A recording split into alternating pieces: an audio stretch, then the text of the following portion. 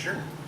Actually, since this is the redneck service, you have Pastor Pooh Daddy and Chaz, a.k.a. Bubba. Chazarella. It's not cool. Okay, while he's passing those out, hopefully I printed this big enough I can see. Did we miss a service? We'll bring it real close to my face. Okay. First off, very importantly, yes, I know how to read. Big words, too.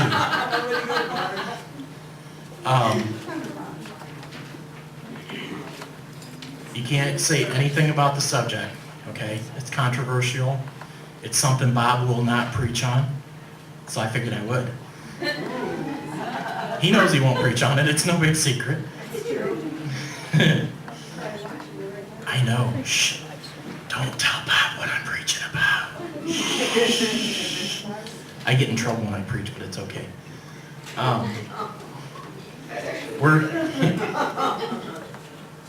Some might think that we're going to discuss tithing, and we're not, because technically New Testament we don't tithe. It's Old Covenant that you tithe. But what we are going to discuss is stewardship. And here's the thing, I love Bob to death, and I understand his point of view, but the thing that I disagree with him on, and he knows it, is that in the Bible, 25% of Jesus' ministry dealt with finances. Not necessarily you giving money to him or anybody else, but it dealt with finances, talking about your money, where your money comes from, whether you should worry about it or not. So I mean, as a church, to me, that seems like if 25% of the time Jesus talked about it, we should talk about it a little more often than we do. And here we tend to err on the side of, you don't want people to think you were reaching into your wallet and trying to get stuff. It's not a money thing. Stewardship isn't. Tithing is, but money, the stewardship side isn't. It's not just your money. Let me see. Old Testament, there are, 28 passages in the Gospels cover stewardship. The Old Testament and New Testament combined, there are over 800 verses on the subject. And it covers everything from your budgeting, your saving, investing, debt, tithing, planning for your future. Money and your wealth and your possessions, your stuff, is one of the biggest things that can be an idol and a hindrance in your life, especially in the culture we live in, that they just like, you have to, I'm sorry, but if you watch any cartoon channel with your kid, the 2 minutes of commercial will involve, Daddy, I want that. Daddy, I want that. My daughter, one of the first things she figured out was, you need to call 1-800, because I need Bendaroos. Yeah. She understands that Daddy doesn't have money. Oh, well, use your card. Yeah, it doesn't work like that.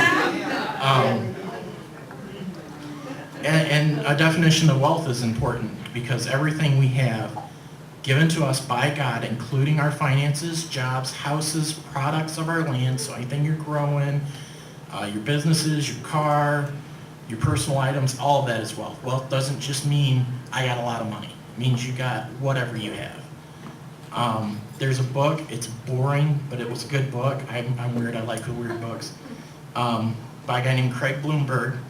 It's called Neither Poverty Nor Riches, A Biblical Theology of Possessions. And a summary of it is, first is warnings against the desire to be rich. That'd be the Timothy 6:9.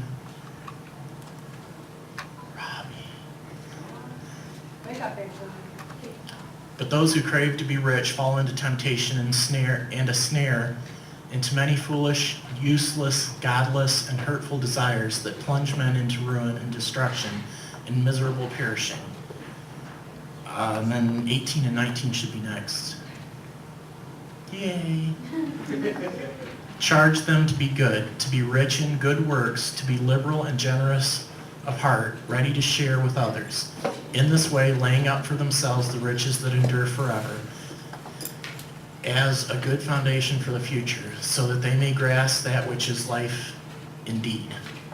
And then Hebrews 13, 5-6.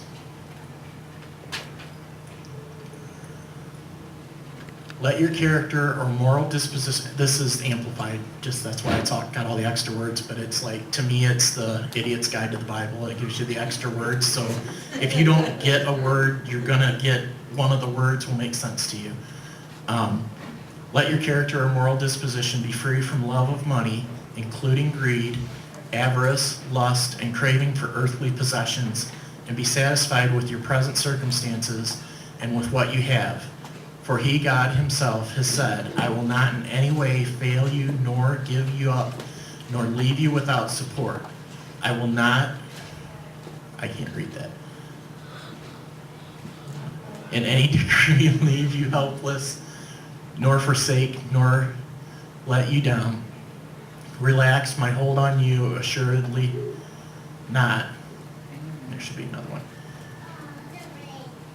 So we take comfort and are encouraged and confidently and boldly say, the Lord is my helper. I will not be seized with alarm. I will not fear or dread or be terrified. What can man do to me? And second, it gives some general guidelines for what the rich should do. It'd be the Timothy. As for the rich in this world, charge them not to be proud and arrogant and contemptuous of others, nor to set their hopes on uncertain riches, but on God, who richly and ceaselessly provides us with everything for our enjoyment. Charge them to do good, to be rich in good works, to be liberal and generous of heart. This one we read, but we'll read it again. Ready to share. In this way, laying up for themselves the riches that endure forever, as a good foundation for the future, so that they may grasp that which is life indeed. We're going to jump to, let me see, go to the Ephesians 4. Its third is it explains why God has given us so much.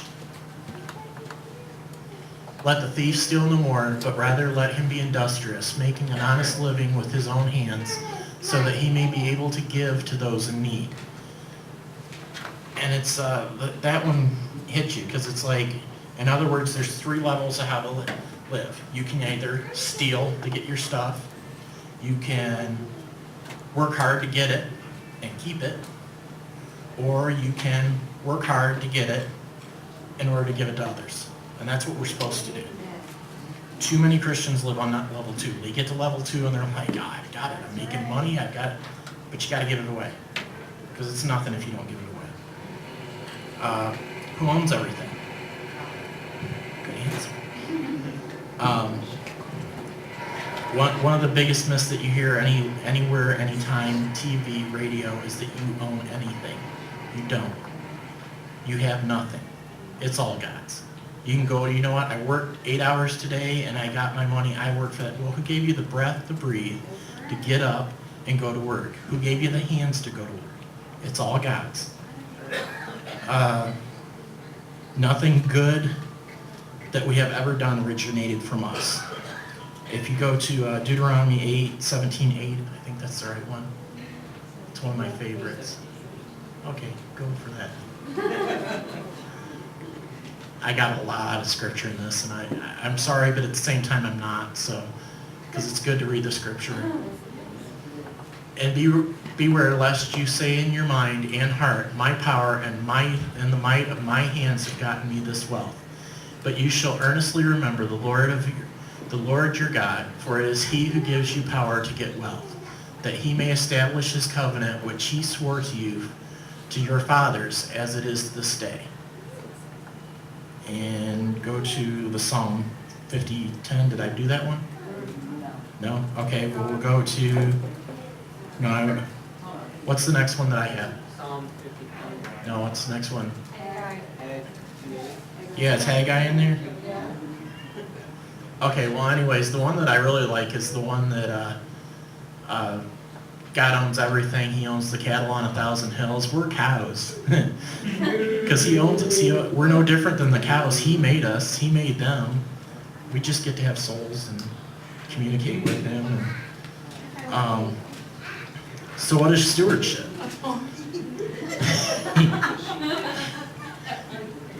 Stewardship is a person who, by God's grace, belongs to God And because they belong to God, they recognize that ultimately everything they are and have belongs to God and has given to them as a gift.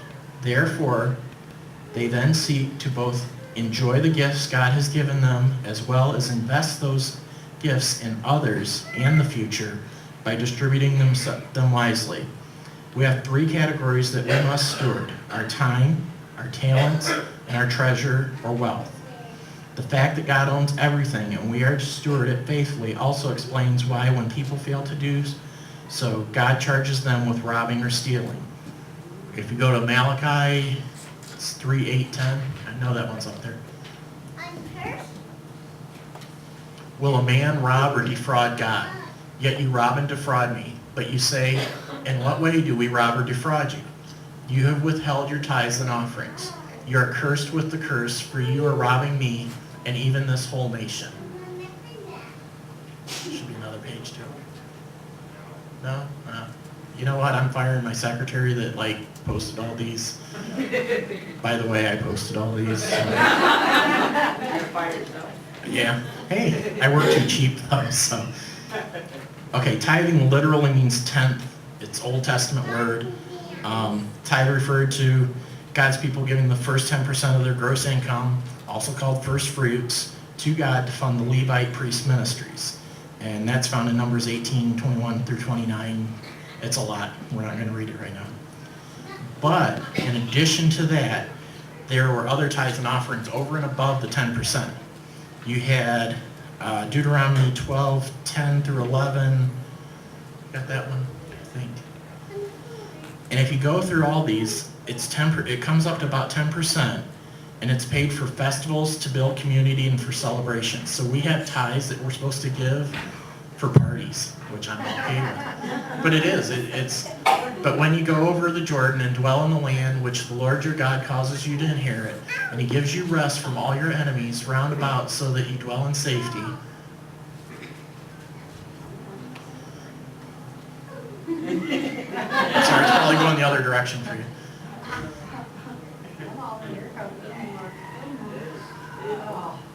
Then there shall be a place which the Lord your God shall choose to cause his name and his presence to dwell there. To it you shall bring all that I command you, your burnt offerings, your sacrifices, your tithes, and what the hand presents as a gift, as a first gift from the fruits of the ground, and all your choicest offerings which you vow to the Lord.